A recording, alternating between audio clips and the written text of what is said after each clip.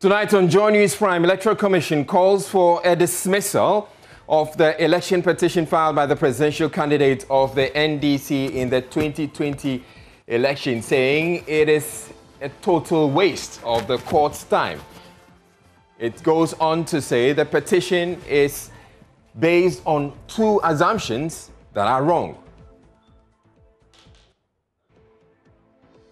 Two persons are on admission at the Greater Accra Regional Hospital after part of a building they were working on caved in, injuring them in the process.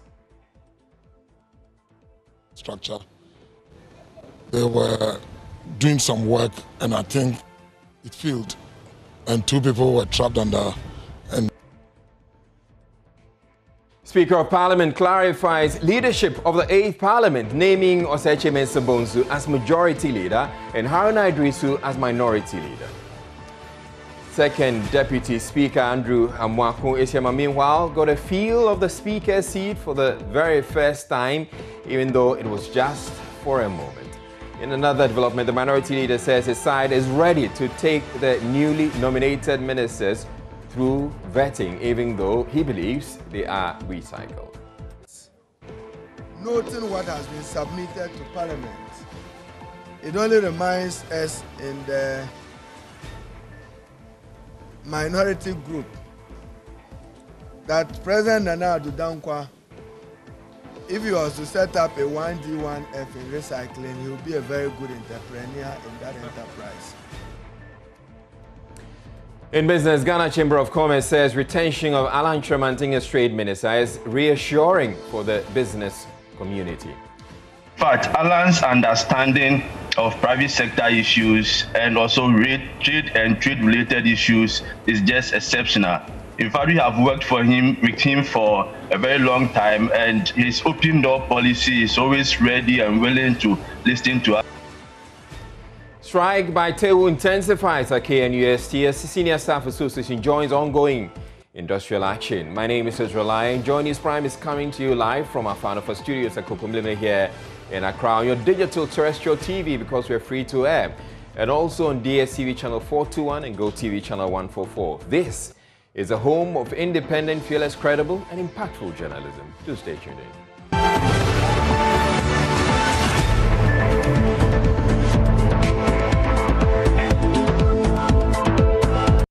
The Electoral Commission is asking the Supreme Court to dismiss a petition brought before it challenging the outcome of the 2020 presidential election, which was declared in favor of Nana Addo Dankwa Akufo-Addo, describing it as a total waste of the court's time.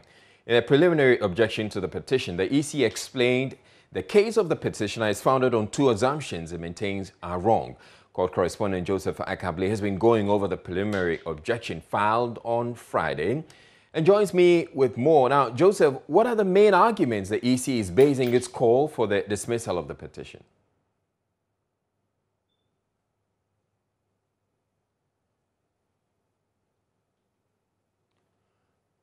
All right, Joseph, you have to unmute.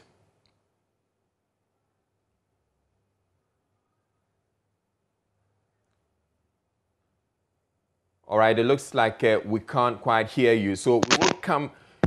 Hello, Joseph, can you hear me?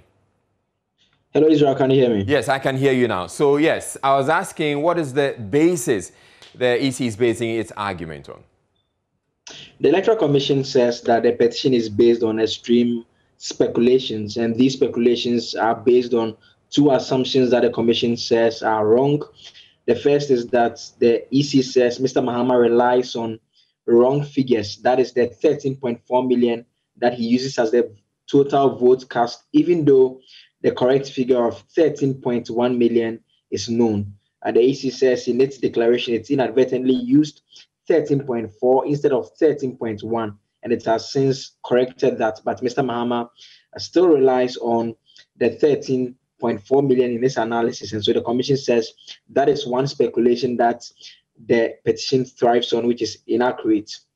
The second point says that Mr. Mahama adds all the Techiman South results to his, i.e. the total voters in Techiman South to his results to make the case that if that transpires, it means no candidate got more than 50% of the vote cast. The Electoral Commission argues that that is also another a stream assumption that is not accurate, in the sense that the votes obtained by each of the candidates who contested the 2020 post for Techiman South constituency is known, and that in actual sense, Mr. Mahama in his petition attached the results from Techiman South to his petition, and so he knows the results for Techiman South and should have used the actual results instead of making assumptions on the basis of results that are known. He goes on to conclude by saying that the petition fails to disclose any reasonable course of action, and as a result, is a complete waste of the court's time and should be dismissed as soon as possible. Now, also explain to us, Joseph, where this preliminary objection features in the scheme of things following the timeline set out by the Supreme Court earlier this week. On January 20, when the Supreme Court fixed the timelines, it did indicate at point E of that particular directive that it issued that the ruling on the preliminary objection will be incorporated into the main judgment. And so for those who were expecting that this will be dealt with and will have a decision as to whether or not a trial should take place or not, the court is actually saying that, look, there's an initial objection, but I'm going to proceed with the trial and rather incorporate the decision relating to the initial objection as part of my final judgment on the petition itself. So as it stands now, this initial objection, unless the court decides otherwise, per its directive on January 20, the case will proceed as this initial objection remains outstanding and to be incorporated in the decision of the court on the petition itself. Now, Joseph, how many of these expectations have been met by the parties, especially because we know the petitioner made it clear he wouldn't be filing the witness statement? In fact, this document that was filed by the Electoral Commission today forms part of its quest to comply with that particular directive. We understand the other respondents, the president's side, have also gone ahead to file the witness statements and the other documents that they are supposed to file, at least per the indication they gave us prior to the close of the day that they were going to comply with that, and that they are not perturbed by the decision of the petitioners not to comply with that directive. The petitioners explained that it is a principal position that they have taken, in that they are simply filed a stay of execution, reminding the court that, look, don't proceed with your case because we are asking you to take a second look at your decision that could have the potential of changing all proceedings that take place. And so on Tuesday, they will bring this to the attention of the court to inform the court that as a result of the pending review that is due on Thursday, do not have the proceedings on Tuesday till we come on Thursday for you to deal with that as well. And the court will have to decide whether or not to grant that stay or not. What is not clear at this stage is, in the event the court opts not to grant the stay, will the petitioners be ready to call their first witness, or will they be ready to open their case for the petition to continue? This is an important question that we can only have answers to when we go to the court on Tuesday. All right, thank you very much, court correspondent Joseph Akable. Moving on, 2 persons are currently battling for their lives at the Greater Accra Regional Hospital after part of a 2-story building they were working on caved in. The construction site within the Reverend N.S. Bruce Memorial Church premises at Adabraka has since been cordoned off by NADMO officials who have commenced investigations into the incident. Joining us, Latif Idris has been at the scene and reports.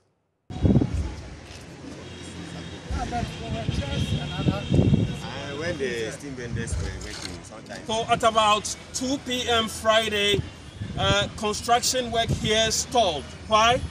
Because part of the building caved in when laborers were busy flooring this particular part of the story building, part of which is serving as classroom block for kindergarten pupils.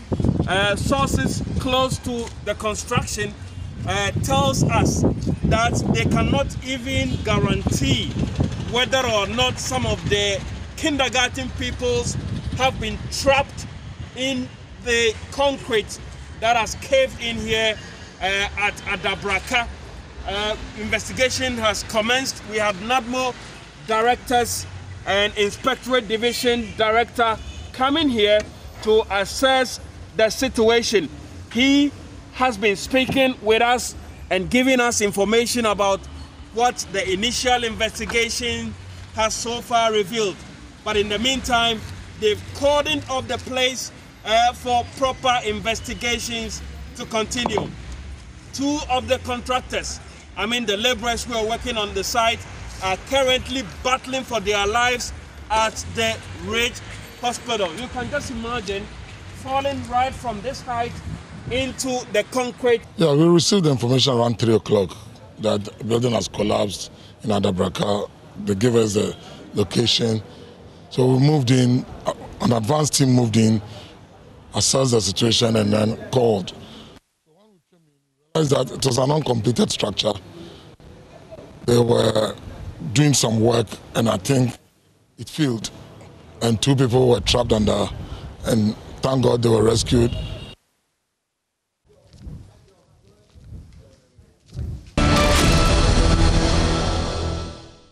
The police have continued the enforcement of COVID-19 protocols across the country as the number of cases continues to soar.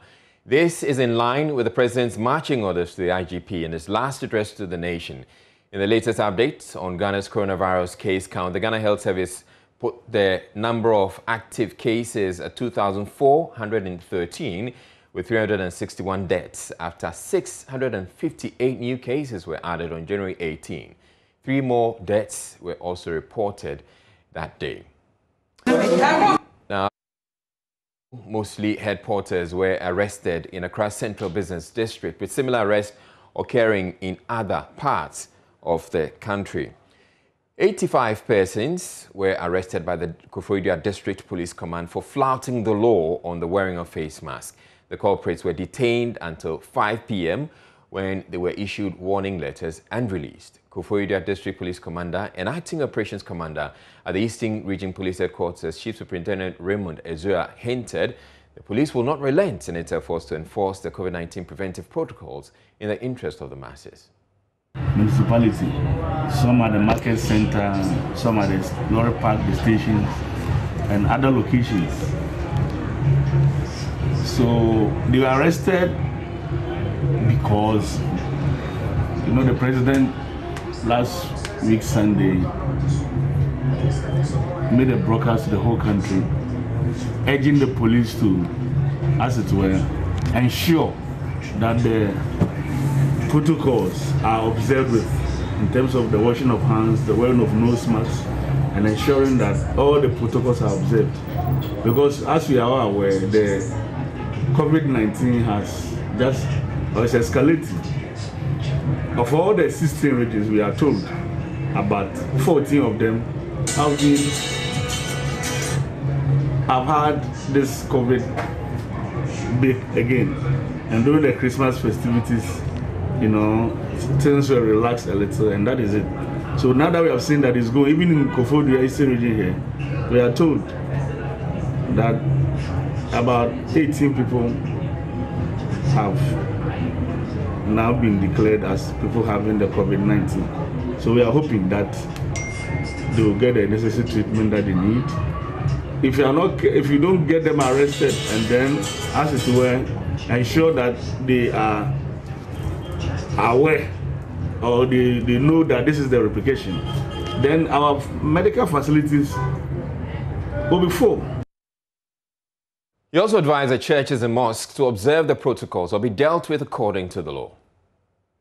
Health issue, and it's our responsibility as police to do that, and it is backed by law.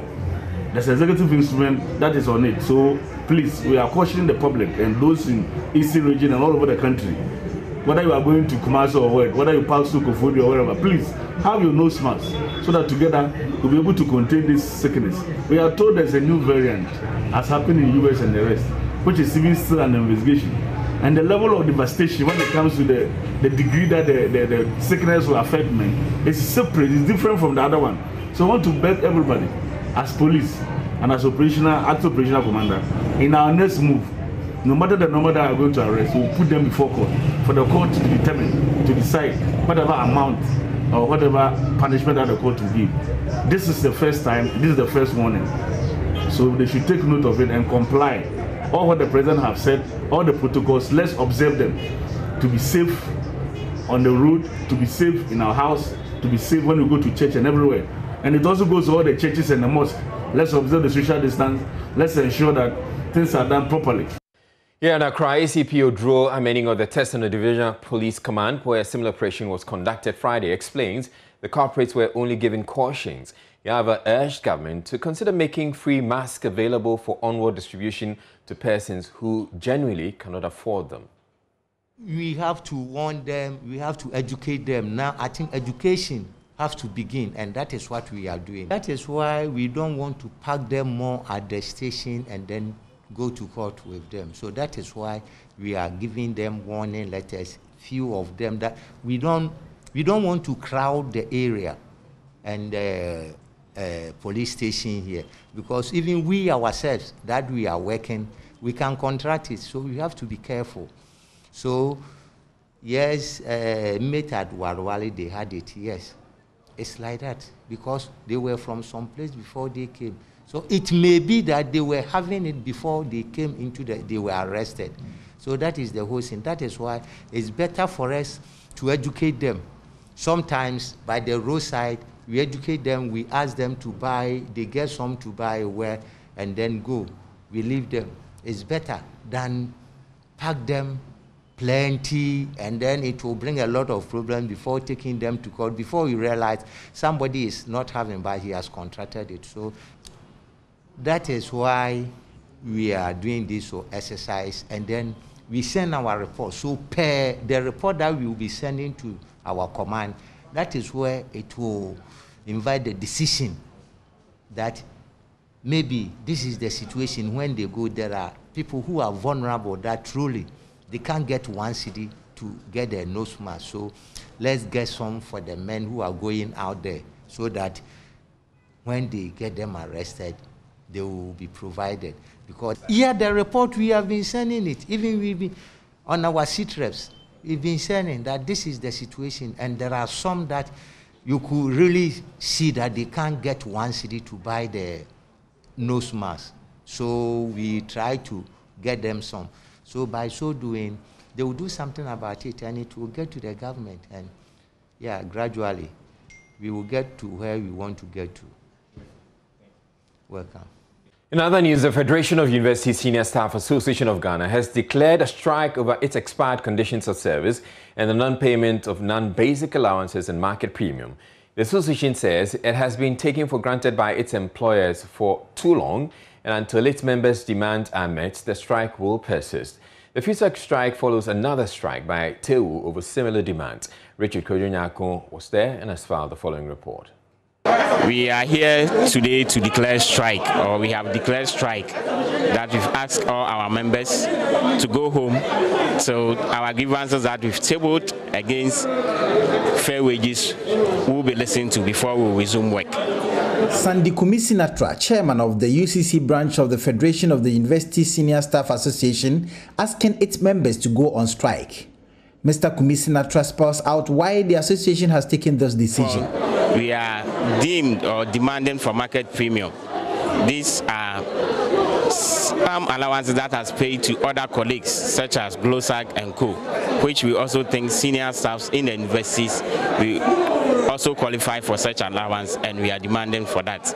Again, our conditions of service has expired over 5 years now, and we have put any efforts together for government to sit down with us and review the condition of service, but government has put deaf ears to that.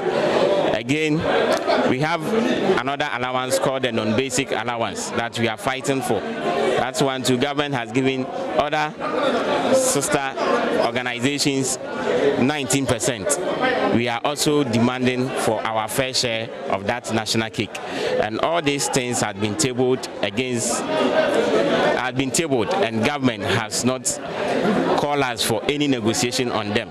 We embark on industrial action as far back as November. Government asked us to suspend the industrial action, and Labour Commission instructed fair wages to call us within a month and address the issues that we have tabled. And up to now, we are yet to receive a letter from Labour Commission. It was an occasion for the handing over ceremony for the newly elected executive of the association. They were ushered into office to run the association for the next term. Richard Kodjonyako, Joy News, Cape Coast. In a related development, academic activities at the Kwame Nkrumah University of Science and Technology are expected to be disrupted after the Senior Staff Association. They also joined the Teachers and Educational Workers Union TEU in an intensification of an ongoing industrial action over working conditions. Sanitary conditions on campus had started deteriorating on Friday when the team visited. Prince Apia has more on this report.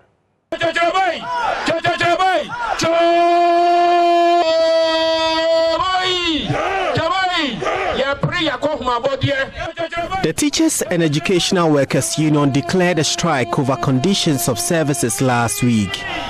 Essential service staff was included from the action, but the union served notice of total strike should the government fail to heed their call. The Senior Staff Association at KNUST has now joined the industrial action with concerns of service conditions.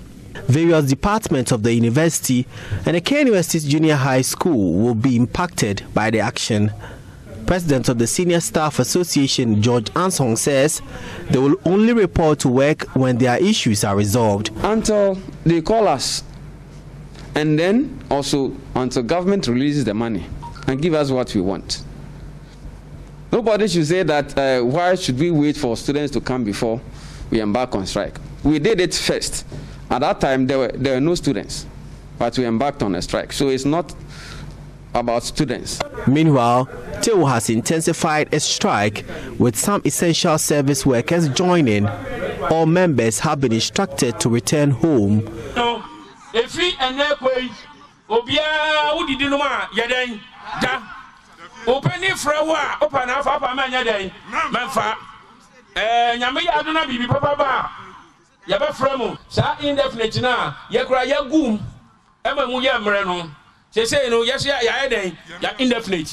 Charles Arthur is the local branch chairman.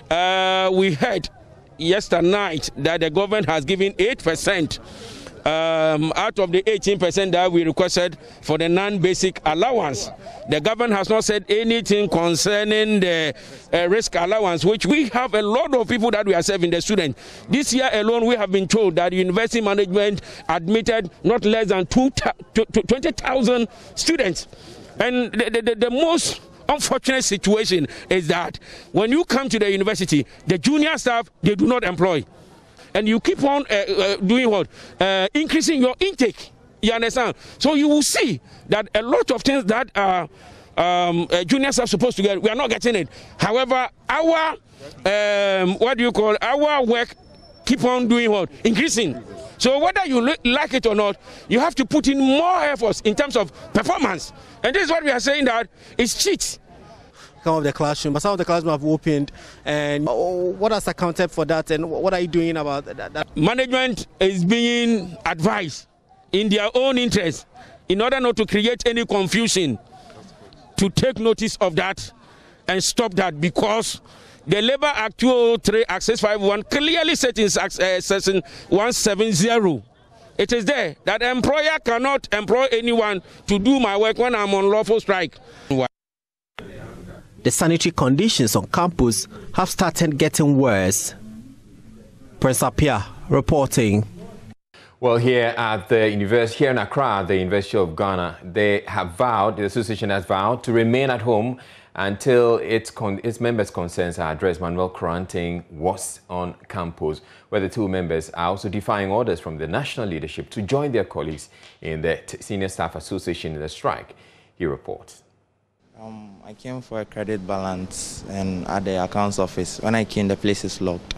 So it seemed they're on an indefinite strike, which seems they don't really know when they are coming back.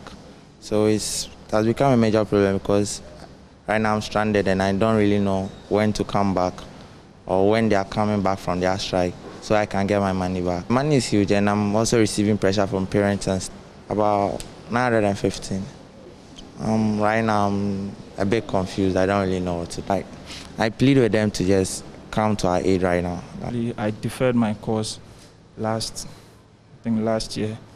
So I was supposed to wait a year and then come back. So I'm here to see how to go about it, what I'm supposed to do next. But I come and they say the office is locked. I'm not sure exactly what the repercussions are. But then I was hoping I'd get to do whatever I'm supposed to do early, so that maybe if I'm supposed to like register before any deadline whatsoever. But right now, I'm not sure if it's going to affect deadlines or forms of payment or anything.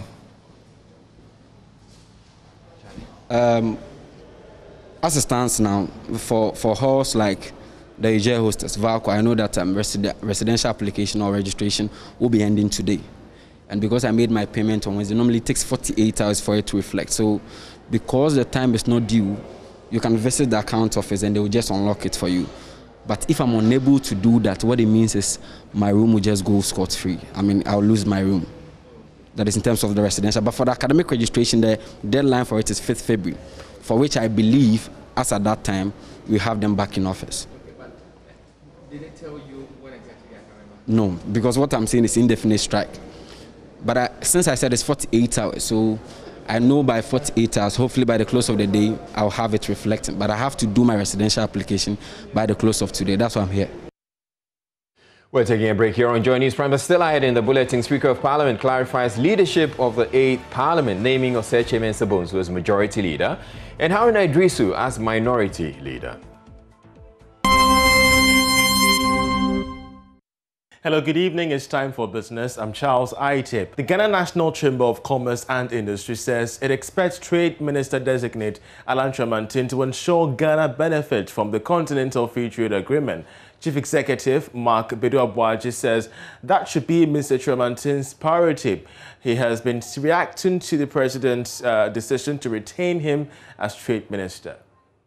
Some of the policies that he has introduced, especially the Business Enabling Environment Program, which sought to improve the business environment, has really helped the private sector. And also the business regulatory reforms, which sought to also improve the regulatory reforms, the regulations that affect the private sector in Ghana. For me, they are all exceptional. So we are super excited. We are happy that we are going to work with Alan for the next 4 years. So on behalf of the Council of the Ghana National Chamber of Commerce and Industry, and also on behalf of the entire private sector, I would like to say a big thank you to His Excellency Nana Addo for retaining Alan Tremantin, and also to congratulate Honorable Alan Tremantin, and also assure him that the Ghana National Chamber of Commerce and Industry is ready and willing to work with him to ensure that all the good work that he has started with the business environment will come to pass, and the private sector in Ghana will be the winner.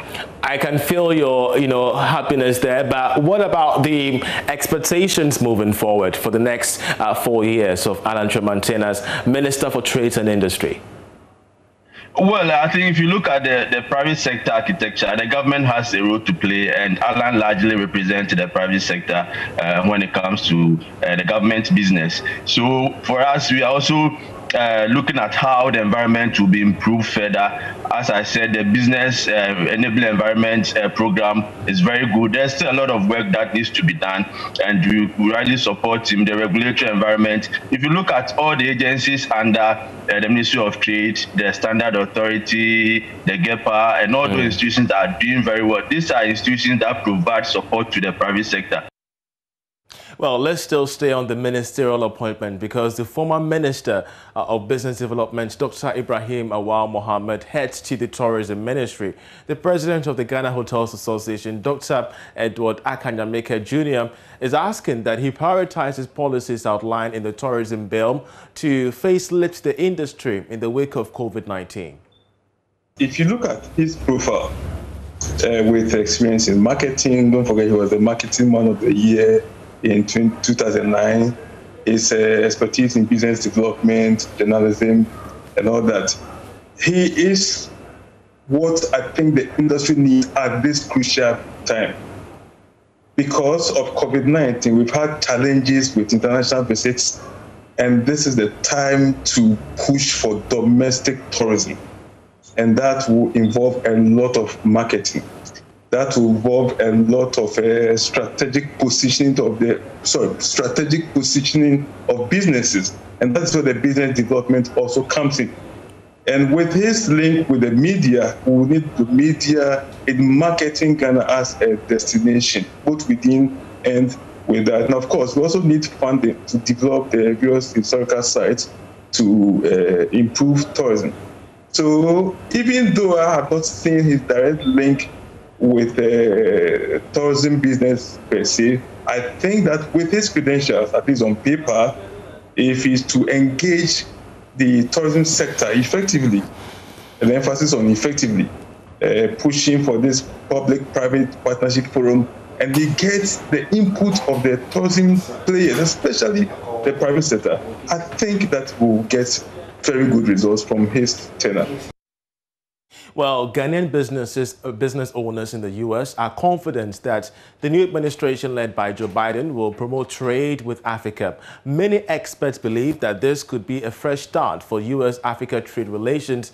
Others also hold the view that the Continental Free Trade Agreement area will also be the stepping stone for trade talks and agreement. I've been engaging some Ghanaian business owners in the U.S. on their thoughts on the Biden administration.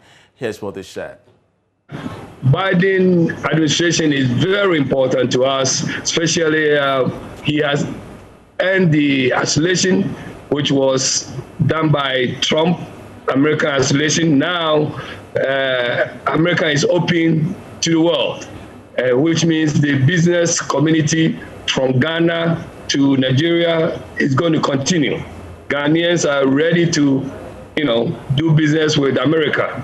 We need the Ghana products to come to America to help the economy of Ghana. So it's very, very exciting. We are very happy about it. Justice, I could see the smile on your face. I mean, this could come as good news to so many young immigrants like yourself living in the United States. What particular future does this new administration hold for you as a young Ghanaian making your strides in the U.S.? This Biden new administration, I believe, is the best news for Africans living in the U.S. today, because there's a new era of civility in American politics. And I believe this is the time for immigrants to also take advantage of the various opportunities that the new government is bringing on board, especially with immigration and a host of other policies that are targeting the immigrant population here in the U.S. That's great. Well, it's a wrap. Sports is up next.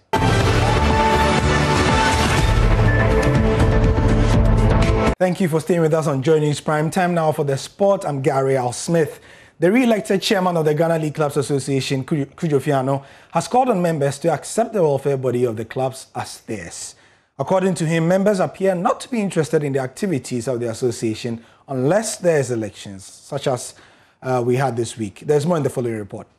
71 delegates voted for Mr. Fiano, handing him the mandate to lead the association for the next 4 years. Prior to the elections, many had claimed that Garka under his tutelage had collapsed. However, Fiano says the message he sent across, which included the challenges of his administration, notably number 12 and the COVID-19 pandemic, was bought by delegates.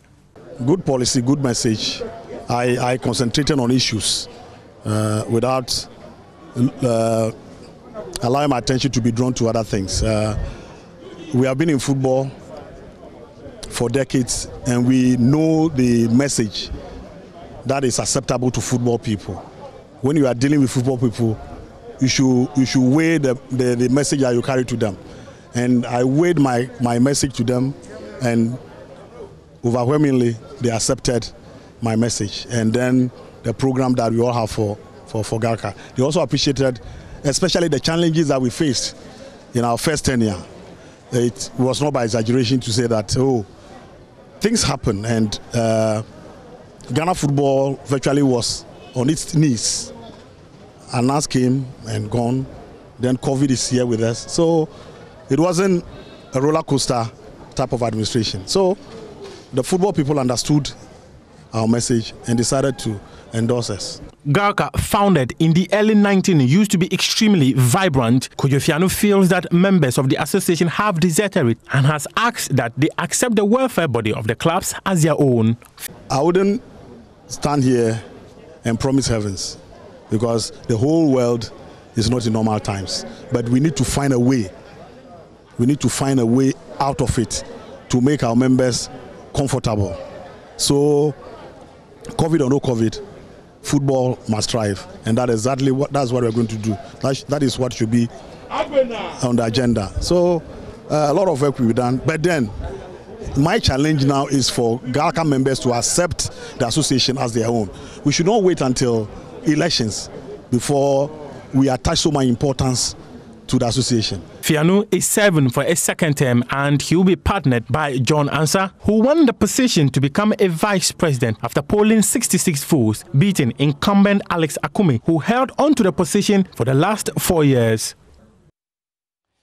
Ghana Premier League giants Asante Kotoko have terminated the contract of midfielder Muniru Sule barely 3 months after he joined the club. Muniru joined the Porcupine Warriors on a free transfer ahead of the 2020-21 Ghana Premier League season.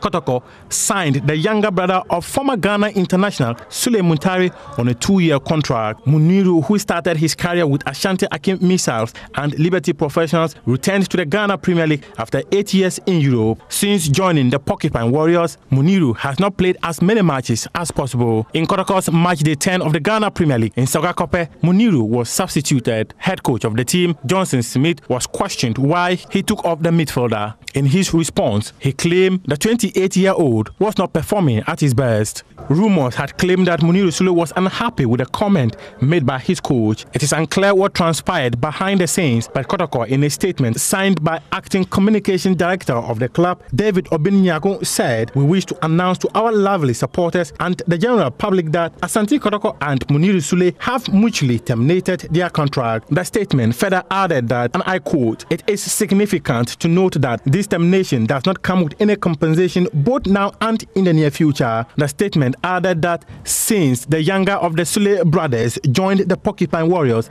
he received no salary. It is important to state as a matter of fact that Muniru Sule, since joining the club, was never paid any salary nor sign-on fee. The statement thanked Muniru for his services and wished him well. "We wish to extend our best wishes to Muniru Sule in his future endeavor." Asante Kotoko currently sit third on the league log of the Ghana Premier League after winning their outstanding Match Week 7 encounter against Ebusua Dwarfs. The record Ghana Premier League champions will face Aduana Stars on Match Week 11 of the Ghana Premier League. So that will be Match Week 11, but Match Day 10 has started tonight, 6 p.m. Kickoff was between Legon Cities and Ash Gold. We have about 4 minutes to go, and what you are seeing on your screen is not a mistake. Legon Cities have scored 5. Now, this is a team who could even score a goal, and you have to ask, what is Liverpool doing? Legon Cities is scoring 5. What is Liverpool doing? You know, so Ash Gold, and it's surprising, they have been one of the better teams in the league. They were actually in the top. So this is the Legon Cities page, updating on Twitter, and even they don't seem to believe that they've scored 5, you know. So this was their lineup today. Let's go down and check out as well their warm-up and so on and so forth. Now let's look at the fixtures of match day 10 of the Ghana Premier League. We are already done with one almost at the Accra Sports Stadium. There'll be Brecum Chelsea versus Hearts of Oak. There'll be Great Olympics Karela, and that is a big one because Olympics are doing very well and Karela are top of the league. Dreams FC versus Liberty, Mediama versus Inter Allies, Dwarfs, Wafa, Sharks, Bichem, Wonders, Skin Faisal, and Asante Kotoko versus Aduana Stars. Live commentary of that game will be on Joy FM from 6 p.m. on Sunday. It's a wrap. You can get details of the final score of the Legon Cities Ash Gold game on our Twitter at Joy Sports GH. I'm Gary Al Smith, and that's the sport for now.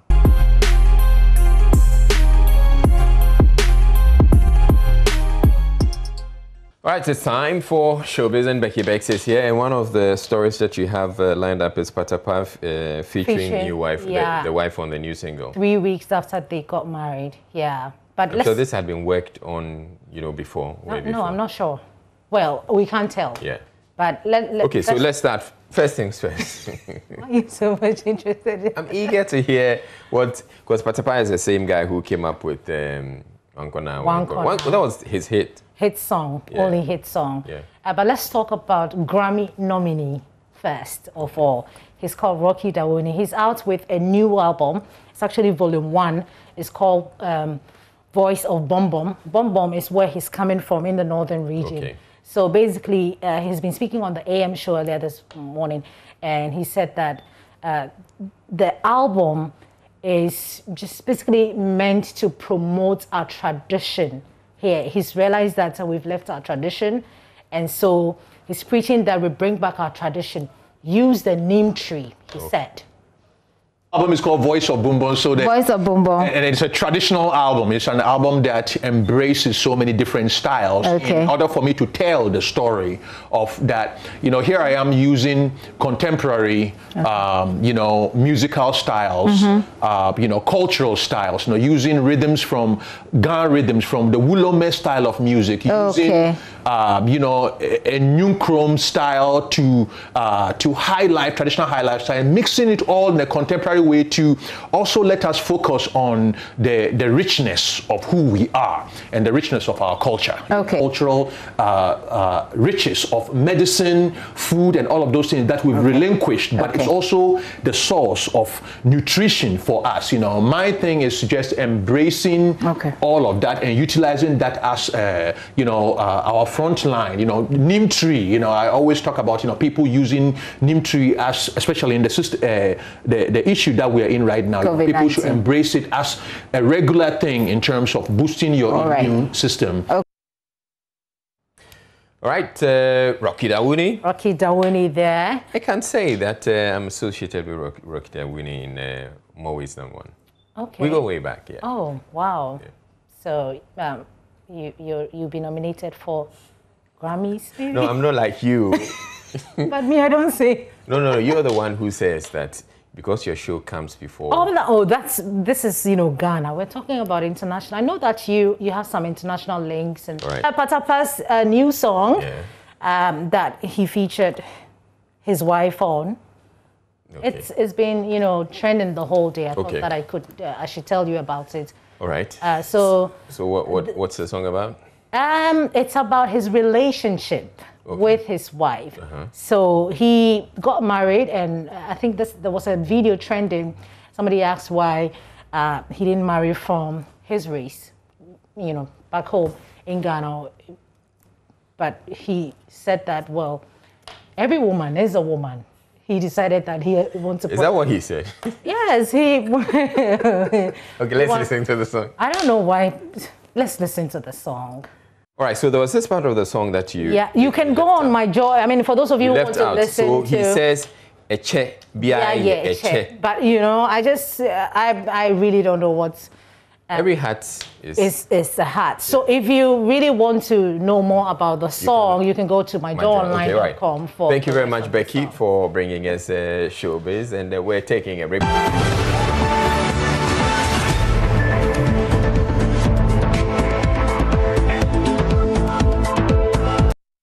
It's now settled. Osechi Mensubonsu is the majority leader of the 8th Parliament, while Haruna Idrisu will be the minority leader. The ruling by Speaker Abang Bagbin Friday wraps up a raging debate that became necessary after both the MPP and NDC ended up with an equal number of seats after the 2020 election. The Speaker, however, explains the majority leader leads the majority group and not majority caucus. I don't want any more confusion on this matter.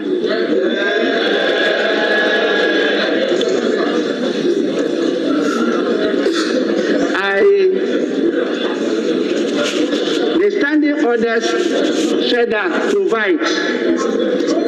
The standing orders further provides that the majority group will be led by a leader, and that leader is referred to as majority leader.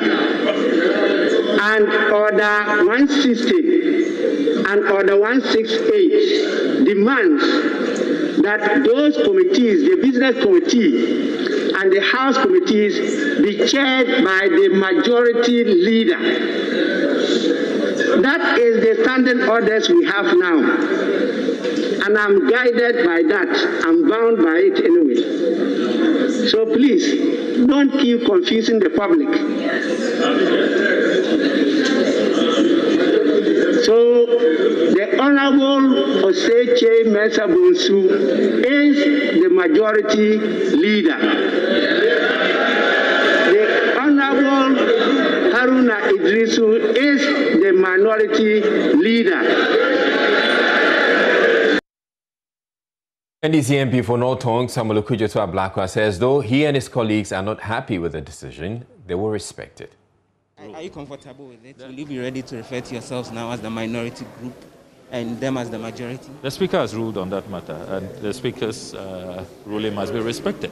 And if you look at Standing Order 5 and Standing Order 6, these are matters that are placed entirely and squarely in the bosom of the Speaker. And the Right Honourable Speaker has delivered his ruling. And I think that it's sound.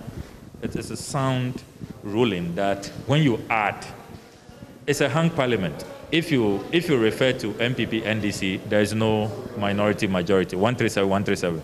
But the independent candidate held sway. So once he has joined, not joined, the word is associate. Because remember the Article 97H does not allow an independent candidate to join. When you do that, you lose your seat. So if anytime he's doing business with the MPP, they become the majority group. They wanted to be referred to as the majority party or majority caucus, but as the Speaker has said, it's group, looking at Standing Order 7 so far as majority leader is concerned. It's the group. There is, so if you're referring to MPP, NDC, we are at par. There is no majority, there is no minority.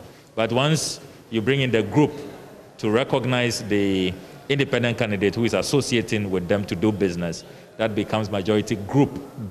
They don't seem comfortable with the expression group, but that's the Speaker's ruling.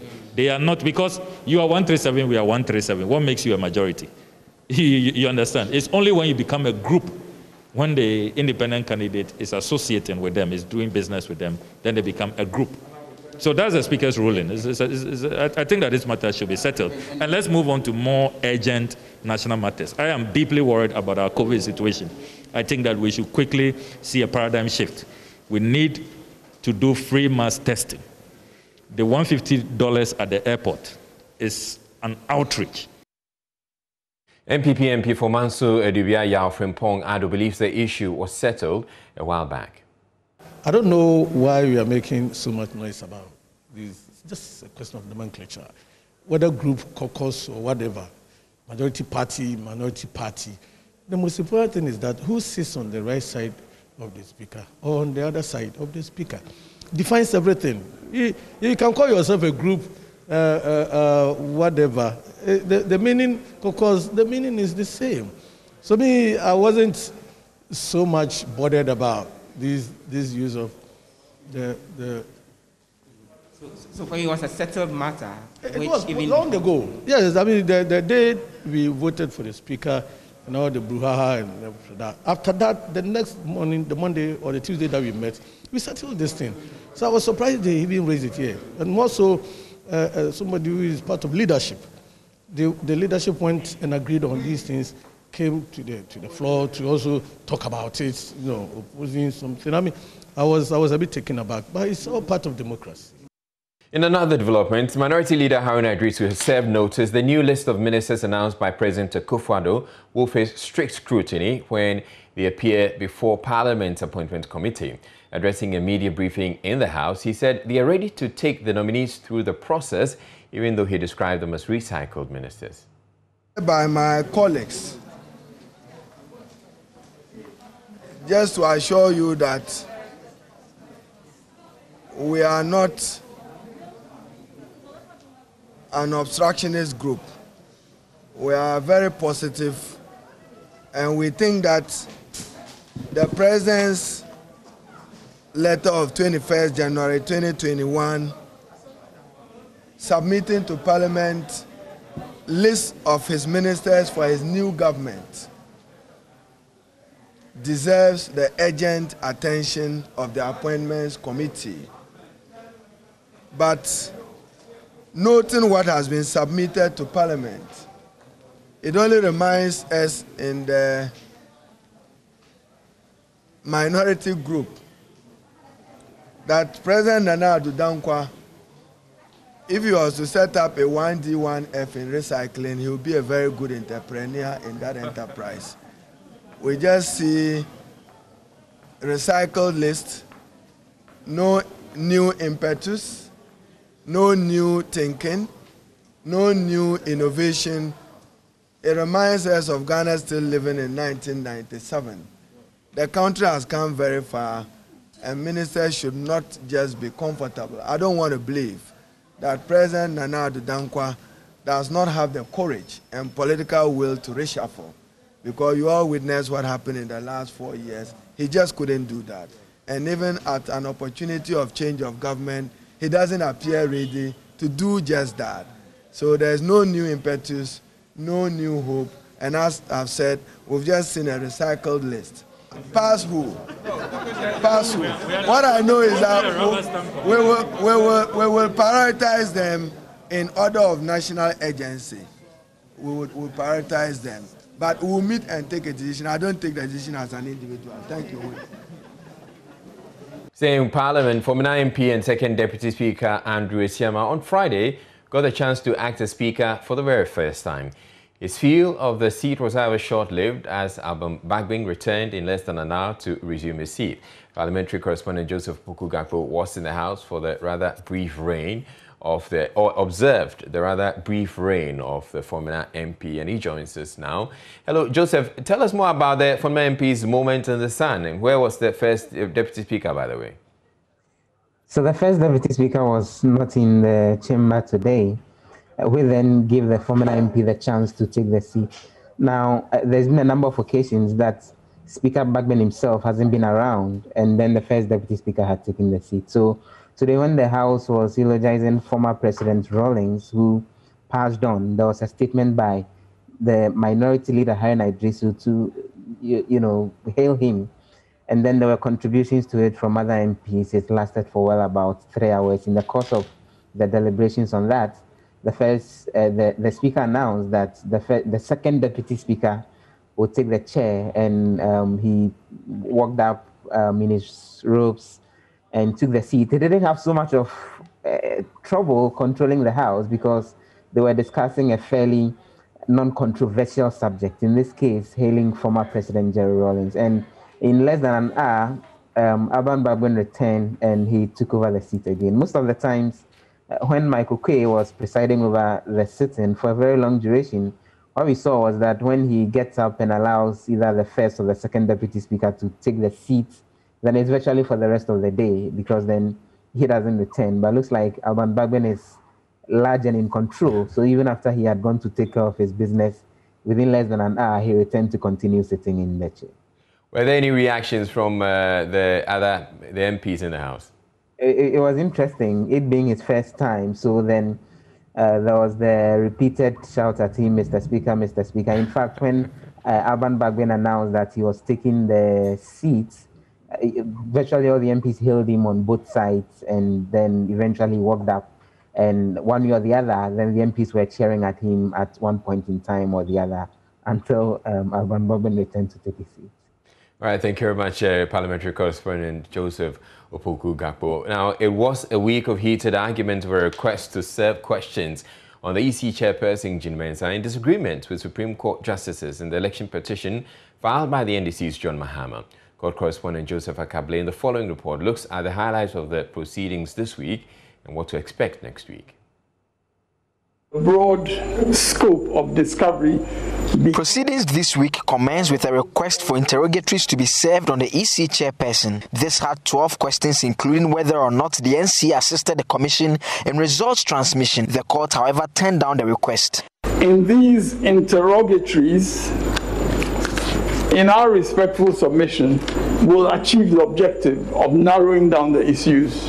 We would also realize that the questions posed seek to introduce through the back door new facts which are not anywhere in the petition before this court. It's a well-established rule of the common law that a matter that may be refused in interrogatories may be allowed during cross-examination. We are strictly bound to comply with CR90, and therefore we will not apply Order 22 of CR 47 of 2004 in these circumstances.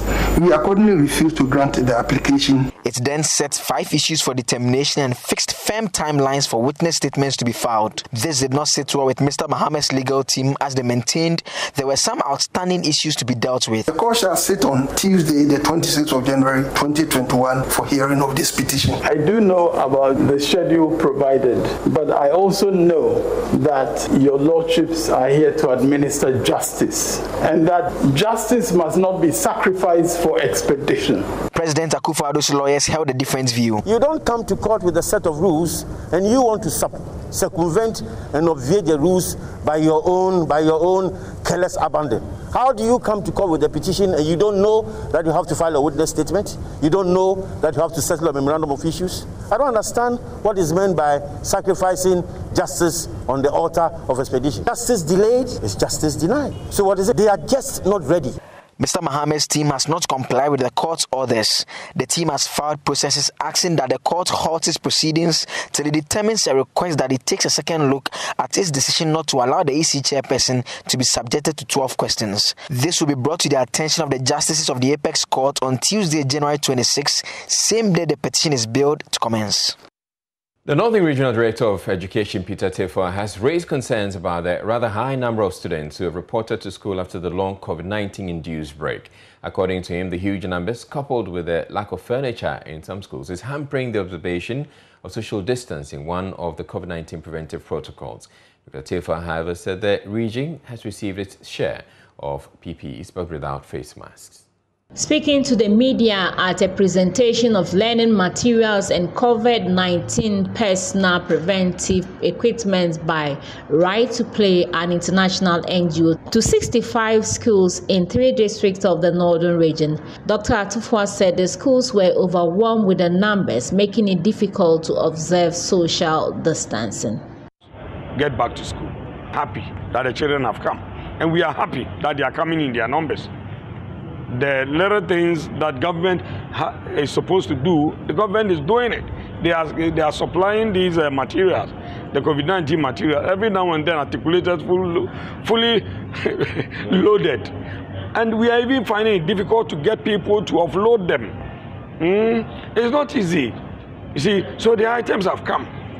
The hand sanitizers, the tissue papers have already come. We are waiting for the nose mask, but they are on their way coming.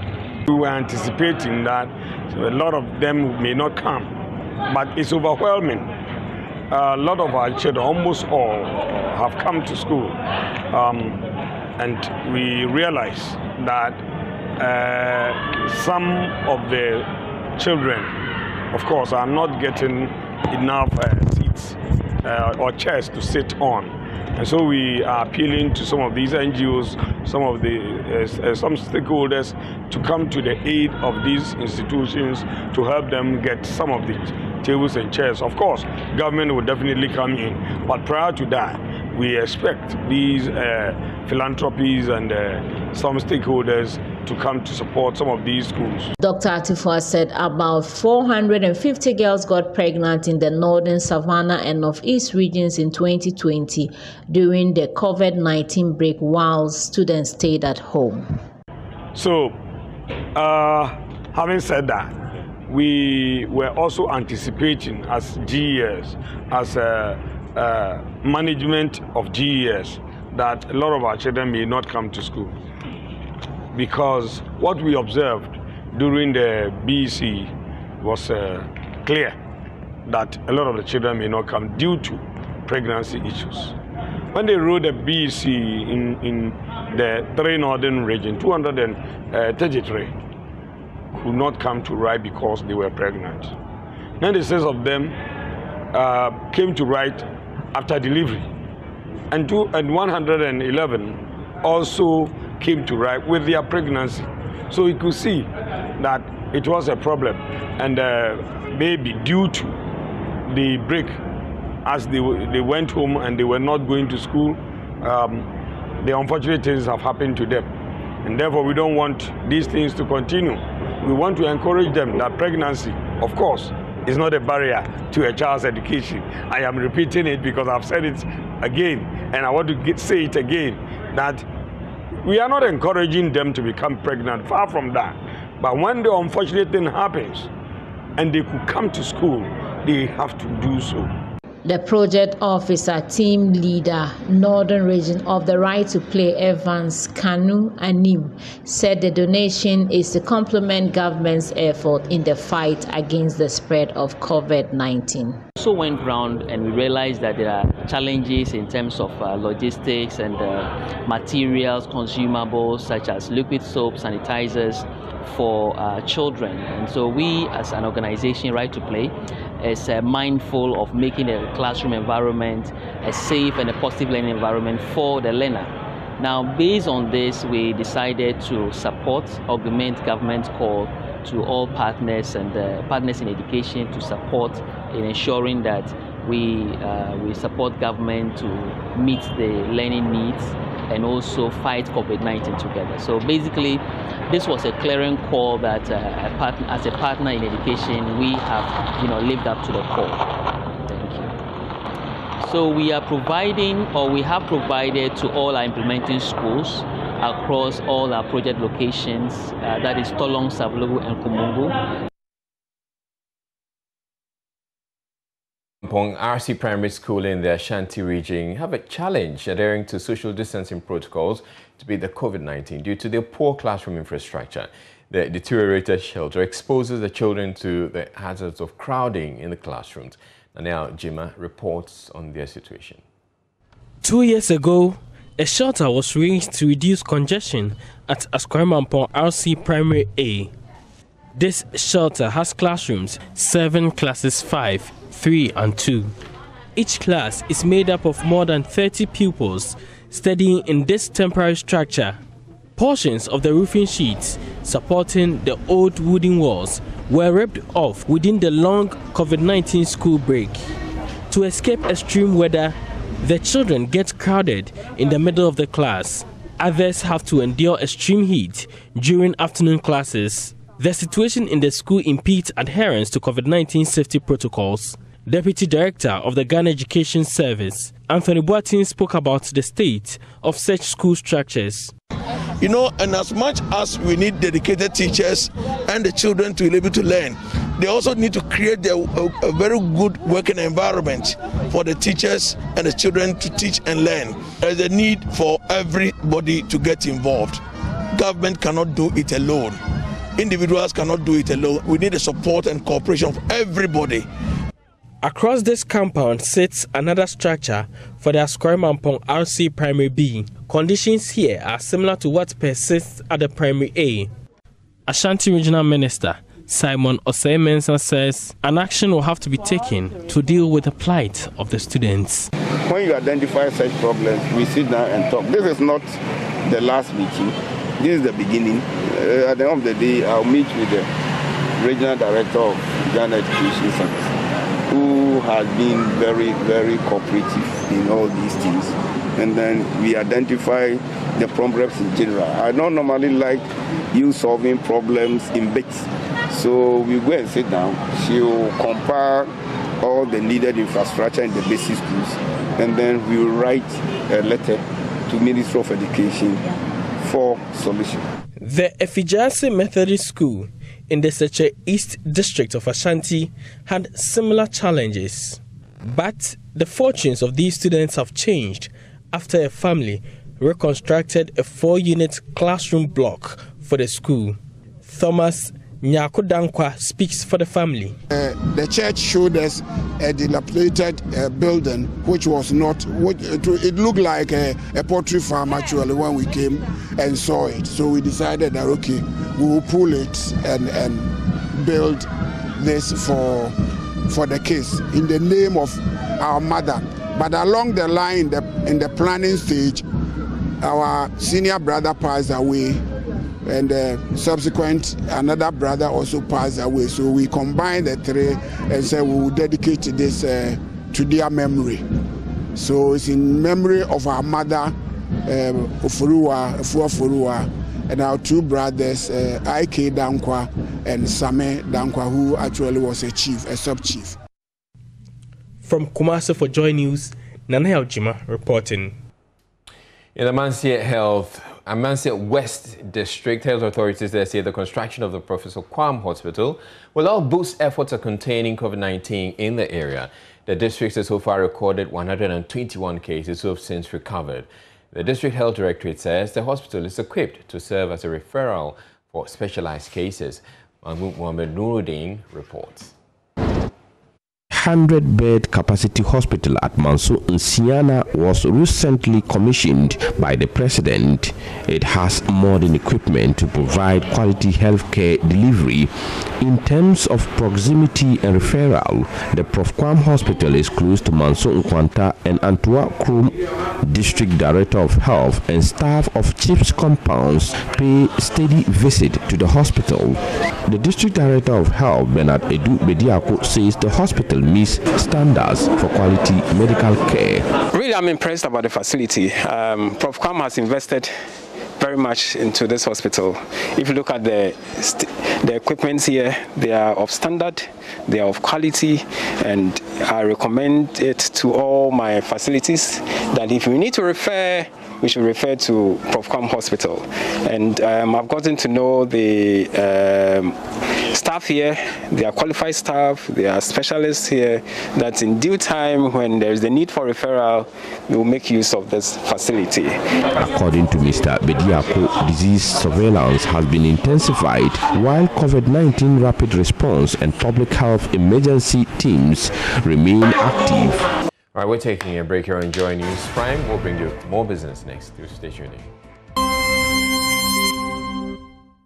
We're back with business. Fish Solutions says that Ghana's economy grew by 1.8% last year, despite the impact of COVID-19. This is not far from the 2% forecast by the director of the Institute of Statistical, Social and Economic Research, Professor Peter Korte. The Ghana Statistical Service is expected to release soon the provisional full-year data on the performance of the economy last year. But in its 2021 Sub-Saharan Africa Outlook report, the research arm of ratings agency Fitch says that Ghana's economy was one of the outperformers in the world last year. William Atwell is a senior country risk analyst for Fitch.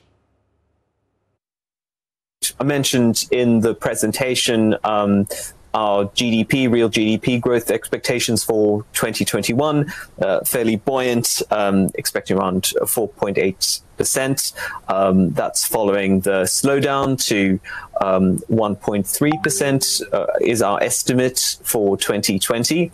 Ghana, of course, experienced technical recession in the middle part of last year, 2 consecutive quarters of contraction, Q2 understandably being the deeper of the 2 contractions, Q3 relatively shallow contraction, and the data that we've seen from the final months of the year does suggest that economic activity accelerated towards the end of the year. So we expect that Ghana exited the recession towards the end of last year. Looking ahead to this year, we're expecting pretty strong consumer spending.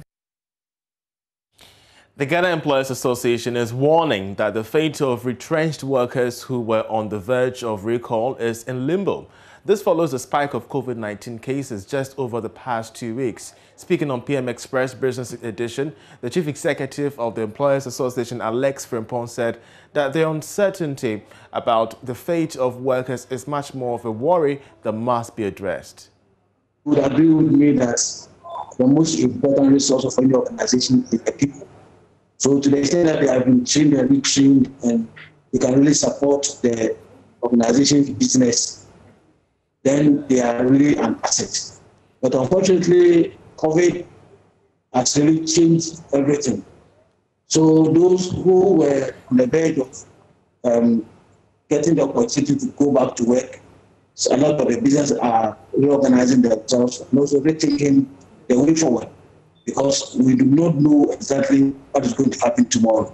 So a lot of which the attitude is really characterizing a lot of the business decisions many of these enterprises are taking. But for sure, the most important thing now is for all of us to rally together, as Dr. Yancy will say, is for us to make sure that we're able to control the pandemic. Unless and until we are all able to really contain the pandemic, it will be very difficult for all of us to ensure that these measures work. We will try to contain them, but total eradication should be the way forward.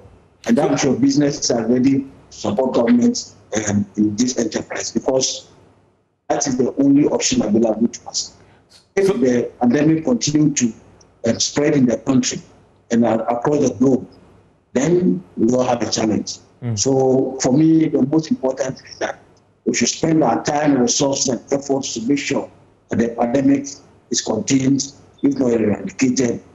Then education, and most importantly, enforcement. Once we're able to combine all these, I'm sure we should be able to have some leeway to make progress. Enterprises are really suffering, and if we are not careful, it may significantly also impact the economy, and all of us will suffer for it. But Prof, so we're ready to work together. But Mr. Frimpong, in just a minute on that one, the clarity is that for some of these workers, their fate is now in limbo right now, because you cannot bring them back and they have to stay home, right?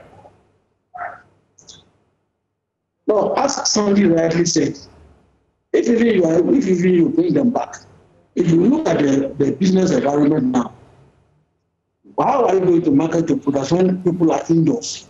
Okay. People are not going out of fear.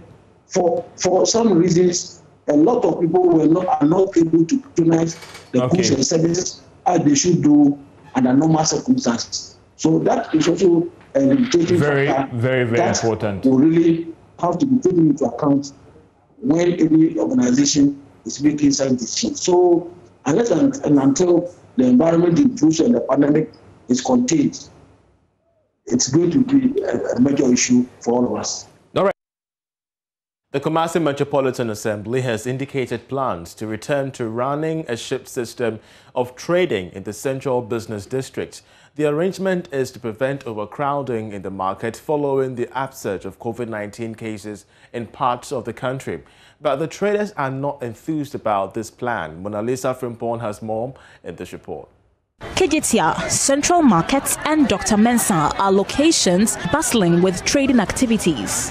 These places are regarded as a hotspot for the transmission of the COVID-19. The Kumasi Metropolitan Assembly plans to reduce the rate of physical contact between traders and customers with the reintroduction of a shift system in the markets.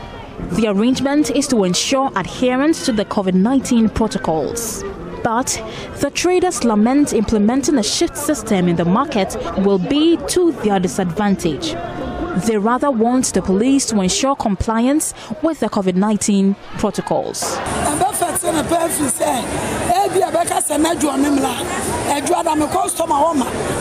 What if my customer fails to come to the market on my days off? I can't lose my customers. Let's ensure strict adherence to the protocols instead.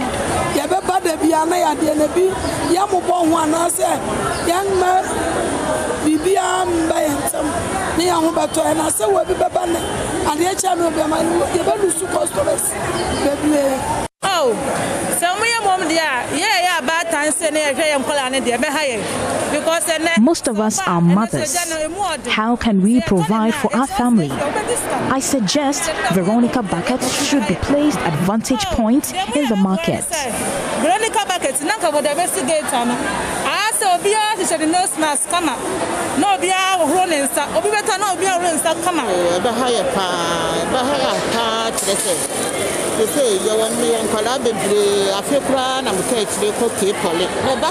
I am a mother caring for my children. As you can see, we are already practicing social distancing. Drive away the hawkers instead and leave those of us with stalls.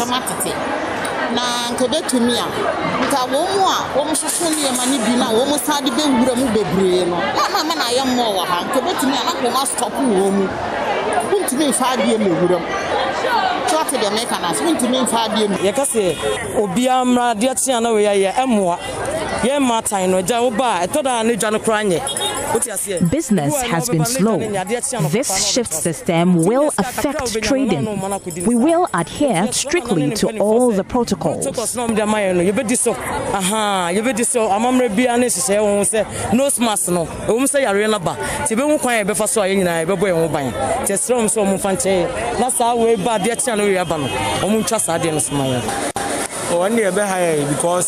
customers na hanum say ya to meet and it's every day say like customers He said, I am afraid of losing my customers. A timetable should be drawn by the Kumasi Metropolitan Assembly. It will help us communicate and give prior notice to our customers.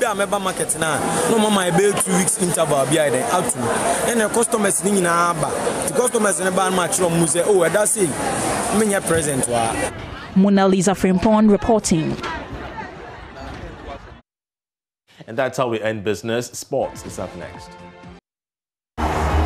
Time for the sport. I'm Gary Al Smith, and thank you for your time. Let me give you an update on that game between Legon City and Ashgold. It's full time.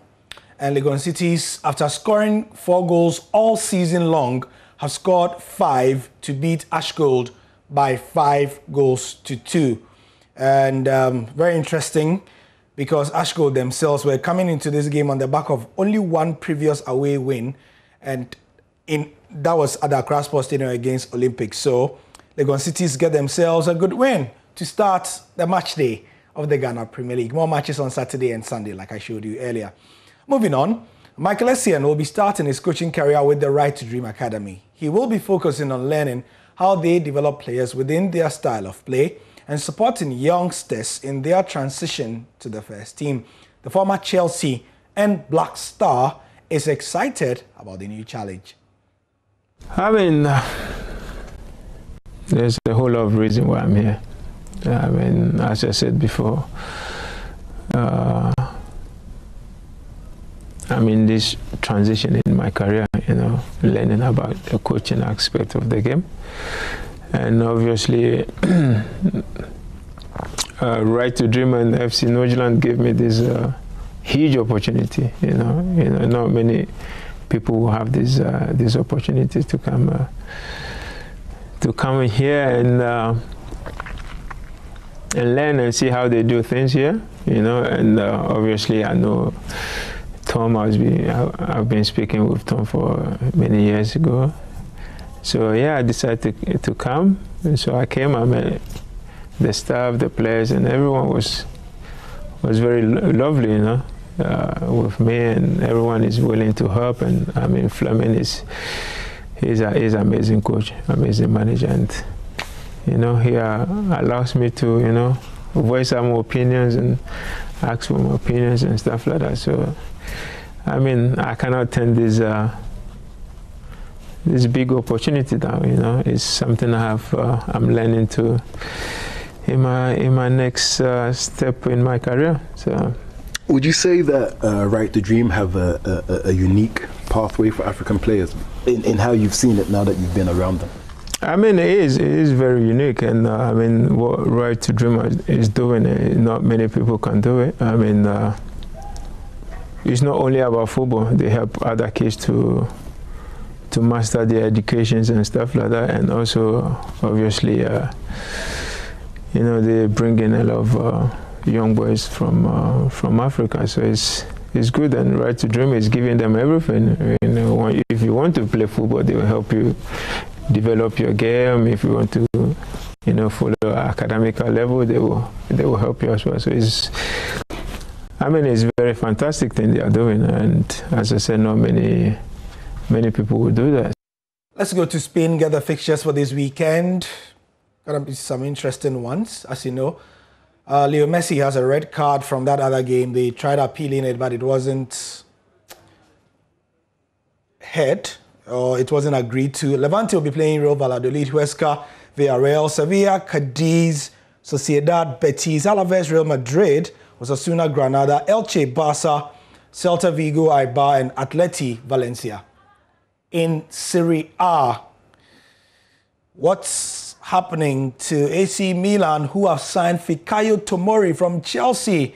and I've announced it in the last 15 to 20 minutes. They play Atalanta, Roma versus Spezia, Benevento versus Torino, where it's rumored that Kujua Sama will be going soon. It's also rumored that he may be going to Udinese, who will be playing Inter Milan, Fiorentina versus Crotone, Juventus versus Bologna, Genoa versus Cagliari, Hellas Verona versus Napoli, Lazio versus Sassuolo, and Parma versus Sampdoria.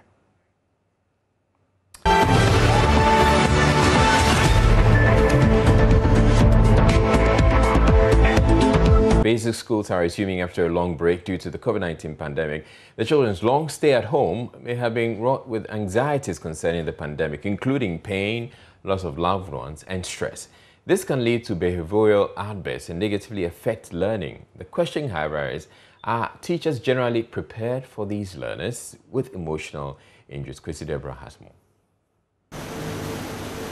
And so the calendar might have come from the ministry. In line with this, Dr. Mrs. Mavis Osei, a senior lecturer at the Department of Educational Innovations in Science and Technology, has therefore organized a 2-day seminar for staff of the KNUST Basic Schools, sponsored by the College Research Fund of College of Art and Built Environment, KNUST.